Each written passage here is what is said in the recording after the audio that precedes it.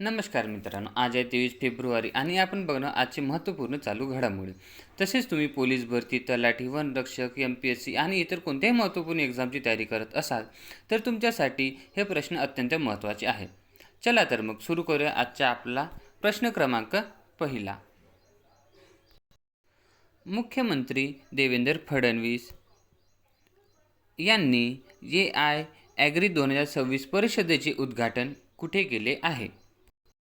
तर बघा, option C Mumbai येथे या जागतिक परिषदेचे उद्घाटन केलेले आहे. आता हे जागतिक परिषद कशासाठी आहे? तर शेती, पशुसंवर्धन आणि मत्स्य व्यवसाय याच्यामध्ये आर्टिफिशियल इंटेलिजन्सचा वापर कसा करता येईल याच्यासाठी महाराष्ट्र सरकार आणि जागतिक बँक याच्यात महत्त्वपूर्ण करार झालेला आहे. आपलं उत्तर क्रमांक सी मुंबई आहे. तर आपण मुंबईबद्दल काही फॅक्ट बघूया. तर बघा, मुंबईला बेटाचे समूह म्हणून ओळखले जाते. याच्यात 7 बेटाचा समूह आहे. मुंबईमधील प्रामुख्याने Mithi, Dahisar, Poisar, Oshiwara, gateway of India. तर बघा, इथे मुंबईमध्ये गेटवे ऑफ इंडिया तर आहे, पण मिठी, दहिसर, पोईसर आणि ओसर ह्या इथल्या प्रमुख नद्या आहे.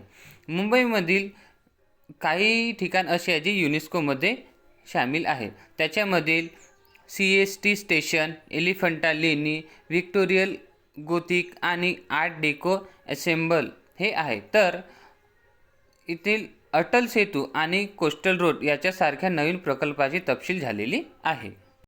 आता आपण बघूया आपला प्रश्न क्रमांक दुसरा आहे, कोणत्या राज्याने चहा जमातीसाठी 3% आरक्षण मंजूर केले आहे?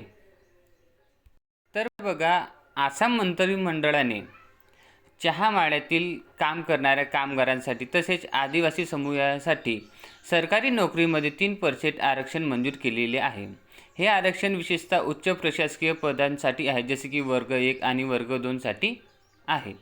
याच्यामुळे चहा जमातीच्या शैक्षणिक आणि रोजगाराच्या संधीमध्ये वाढ होऊन त्यांचा सामाजिक आर्थिक विकास होईल. म्हणून याचं आपलं उत्तर आहे ऑप्शन सी आसाम. त्याच्यानंतर आपण आसामबद्दल थोडीफार माहिती बघूया, जे आपल्या एक्झामसाठी महत्त्वाचे आहे. आसामची राजधानी आहे दिसपूर. तर याची स्थापना झाली आहे 26 जानेवारी 1950 आणि इथले मुख्यमंत्री आहे हेमंत बिस्वा शर्मा. तसेच राज्यपाल म्हणून लक्ष्मण प्रसाद आचार्य हे आहे. तर याच्या शेजारी 2 देश आहे, ते आहे एक भूटान आणि बांगलादेश. तसेच 7 राज्यसुद्धा आहे. त्याच्यामध्ये मेघालय, त्रिपुरा, मिझोरम, अरुणाचल प्रदेश, नागालँड, मणिपूर आणि पश्चिम बंगाल हे येतात. तर आसामचा राज्यपक्षी म्हणून देवहंस याला ओळखले जाते आणि आसाम हे एकशिंग्या गेंड्यासाठी खूप प्रसिद्ध आहे. तसेच येथील राजवृक्ष हे होलोना हा हे आहे. आता आपण प्रश्न क्रमांक 3 बघूया. याच्यात 21 फेब्रुवारी रोजी साजरा झालेल्या जागतिक मातृभाषा दिनाची स्थापना 2026ची थीम काय आहे? तर बघा, हा जागतिक मातृभाषा दिन का बरं मनवले जाते? तर 1952मध्ये बांगलादेशमधील आपली मातृभाषा बांगला ही टिकवण्यासाठी तिथल्या तरुणांनी दिलेल्या बलिदानासाठी युनेस्कोने हा 1999मध्ये हा दिवस साजरा करण्याची घोषणा केली होती. म्हणून आणि याचे उत्तर आहे ऑप्शन बी, बहुभाषिक शिक्षण आणि शिक्षणाचे स्तंभ. तसेच आपण फेब्रुवारीमध्ये जे महत्त्वपूर्ण दिवस आहे ते एक वेळा बघून घेऊ. 1 फेब्रुवारीला भारतीय तटरक्षक दिन मनवले जाते. तसेच 4 फेब्रुवारीला जागतिक कर्करोग मनवले जाते आणि 10 फेब्रुवारीला जागतिक कडधान्य दिन. तर 13 फेब्रुवारीला जागतिक रेडिओ दिन साजरा केला जातो. तसेच आणखी 13 फेब्रुवारीला राष्ट्रीय महिला दिनसुद्धा मनवले जाते आणि 19 फेब्रुवारीला आपले छत्रपती शिवाजी महाराज यांची जयंती साजरी केली जाते. तर 20 फेब्रुवारीला जागतिक सामाजिक न्याय दिन म्हणून साजरा केला जातो. तर 21 फेब्रुवारीला जागतिक मातृभाषा दिन म्हणून साजरा केला जातो. त्याच्यानंतर आपला प्रश्न क्रमांक आहे 4. ह्यात मिलान 2026 हा बहुराष्ट्रीय नौदल सराव कुठे आयोजित करण्यात आलेला आहे? तर मिलान हे विशाखापट्टणम इथे आयोजित करण्यात आलेले आहे. तर बघा, मिलान हा भारतीय नौदलाद्वारे आयोजित केला जाणारा बहुराष्ट्रीय नौदल सराव आहे. हा सराव दर 2 वर्षानंतर आयोजित केला जातो आणि हा सराव 2 टप्प्यामध्ये केला जातो. पहिला सराव आहे हार्बर फेज.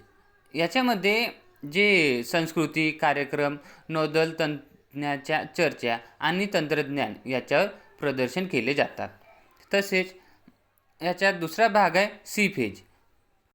सी फेज याच्यामध्ये प्रत्यक्षात समुद्रात युद्ध अभ्यास केला जातो. तसेच याच्यामध्ये जे आपले सबमरीन असतात त्यांच्या विरोधात कारवाया आणि गोळीबार याचा सराव केला जातो. त्याच्यानंतर आपला आणखीन जे भारताचे नौदलीय सराव आहेत त्याच्यातील एक आहे मालाबार सराव. हा भारत, अमेरिका, जापान, ऑस्ट्रेलिया यांच्यामध्ये केला जातो. हा प्रामुख्याने चीनची समुद्रात वाटचाल जास्त होऊ नये त्याच्यासाठी हा मालाबार सराव केला जातो. याच्यामध्ये भारत, अमेरिका, जपान आणि ऑस्ट्रेलियाचा सहभाग आहे. तसेच तरंगशक्ती हा America, France, Germany, Britain, Australia आणि UAE याचा भारतासोबत अभ्यास असतो. त्याच्यानंतर आहे प्रश्न क्रमांक 5. 350 आंतरराष्ट्रीय क्रिकेट सामने खेळणारे पहिले ऑस्ट्रेलियन क्रिकेटपटू म्हणून कोण ठरले आहे? तर ते आहे आपले ऑप्शन बी, एलिस पेरी.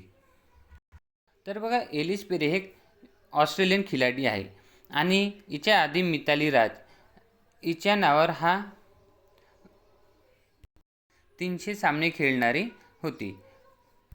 बघा, एलिस पेरी ही 350 आंतरराष्ट्रीय क्रिकेट सामने खेळणारी ऑस्ट्रेलियाची पहिली महिला क्रिकेटपटू ठरलेली आहे. तर मिताली राज ही 300हून अधिक आंतरराष्ट्रीय सामने खेळणारी जगातील पहिली महिला क्रिकेटपटू भारतीय मिताली राज ही होती. पण आता पेरीने हा टप्पा गाठून ऑस्ट्रेलियास विक्रम स्थापित केलेला आहे.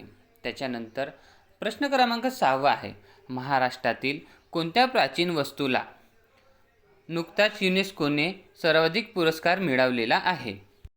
तर तो आहे वसई कॅथेड्रल. बघा, महाराष्ट्रातील डेक्कन ट्रॅप, कर्नाटकातील सेंट मेरी आयलँड, मेघालयातील गुहा आणि नागालँडमधील नागा हिल ओफिओलाईट, तसेच आंध्र प्रदेशमधील एरामट्टी, दिब्बुलू आणि तिरुमाला हिल्स, केरळमधील वर्कला क्लिफ्स या 7 नैसर्गिक स्थळांना युनेस्कोमध्ये समावेश केलेले आहे. त्याच्यानंतर प्रश्न क्रमांक 7 आहे, 23 फेब्रुवारी रोजी कोणाची जयंती स्वच्छता आणि समाज सुधारणा दिन म्हणून महत्त्वाची मानली जाते? तर बघा, महाराष्ट्रामधील स्वच्छतेचे जनक म्हणून गाडगेबाबा यांना ओळखले जाते आणि आपले उत्तर आहे बी, संत गाडगेबाबा. बघा, संत गाडगेबाबा यांचे पूर्ण नाव डेबूजी जिगराजी जानेरकर हे आहे. तर महाराष्ट्रातील महान समाजसुधारक होते. त्यांच्या हाती नेहमी झाडू आणि मुखी कीर्तन असायचे. याच्याच माध्यमातून गावोगावी स्वच्छता मोहीम त्यांनी राबवली होती. त्यांच्या या कार्यामुळे महाराष्ट्र सरकारने विविध स्वच्छता पुरस्कारही देण्याचे ठरवले आहे. तसेच त्यांचा जन्म 23 फेब्रुवारी 1873 रोजी अमरावती जिल्ह्यातील शेंडगाव या तालुक्यातील अंजनगाव सुरजी येथे झाला आहे. त्याच्यानंतर आर्टिमस 2 ही चंद्रावरील मानवाला पाठवण्याची मोहीम कोणत्या अंतराळ संस्थेने स्थापित केली आहे? तर याच्यामध्ये नासा हे उत्तर आपलं अगदी बरोबर आहे. बघा, इस्रो ही आपल्या भारताची स्पेस एजन्सी आहे. तसेच जाक्सा ही जापानची स्पेस एजन्सी आहे. तर रॉसकॉस्मोस ही रशियाची स्पेस एजन्सी आहे. आपण बघूया, नासाचे अध्यक्ष आहेत जेरेड आयझॅकसन. तसेच याचे मुख्यालय आहे वॉशिंग्टन DC मध्ये. नासा आणि इस्रोच्या निसार उपग्रहासाठी समझोता झाला आहे. NASA ISRO synthetic aperture radar हा संयुक्त प्रकल्प आहे जो पृथ्वीवरील नैसर्गिक आपत्तीचा अभ्यास करण्यासाठी बनवला गेलेला आहे. त्याच्यानंतर आपला प्रश्न क्रमांक 9 आहे, राष्ट्रीय राफ्टिंग चॅम्पियनशिप कोणत्या नदीवर आयोजित केली जाणार आहे? तर ते आहे ऑप्शन सी, चेनाब नदी.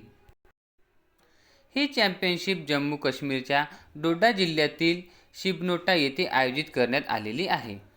या स्पर्धेचे शीर्षक अल्टिमेट रिव्हर बॅटन असे आहेत. चेनाब नदीतील आव्हानात्मक लाटांसाठी प्रसिद्ध आहे. यांचा उद्देश साहसी पर्यटनाला चालना देणे आणि जम्मू काश्मीरला प्रामुख्य राफ्टिंग ठिकाण म्हणून ओळख मिळवून देणे हा आहे. त्याच्यानंतर आपला आजचा शेवटचा प्रश्न आहे, कोणाद्वारे लिखित अटल बिहारी वाजपेयी शाश्वत राजनेता या पुस्तकाचे प्रकाशित करण्यात आलेले आहे? तर याच्यामध्ये ऑप्शन ए, रचा शर्मा हे आपले उत्तर आहे. तसेच आपण नुकत्याच काही दिवसामध्ये जे पुस्तकं जाहीर झाली आहे त्यांचे एक वेळा रिव्हिजन करून घेऊया. द ग्रेट सेक्शन हॅक हे पुस्तक अरिजित पटेल यांनी लिहिले आहे. तसेच भारताचे संविधान हे संथाली भाषेमध्ये राष्ट्रपती द्रौपदी मुर्मू यांनी संथाली भाषेत भारताच्या संविधानाचे प्रकाशन केले आहे. तर मोदी युग हे मोदी युग में भारत का आर्थिक मोदी युग में भारत का आर्थिक सशक्तीकरण डॉक्टर सिकंदर कुमार यांनी लिहिलेले आहे. सनातन संस्कृती की अटल दृष्टी या पुस्तकाचे अनावरण सी.पी. राधाकृष्णन यांनी केले आहे. तर the one cricket my life and more हे पुस्तक शिखर धवन यांचे आत्मचरित्र आहे. तसेच मित्रांनो, आजचे आपले महत्त्वपूर्ण 10 प्रश्न संपलेले आहे. असेच रोज महत्त्वपूर्ण करंट अफेअर बघण्यासाठी आपल्या चॅनलला लाईक आणि सबस्क्राईब नक्की करा. आपण भेटूया उद्या पुन्हा. बाय.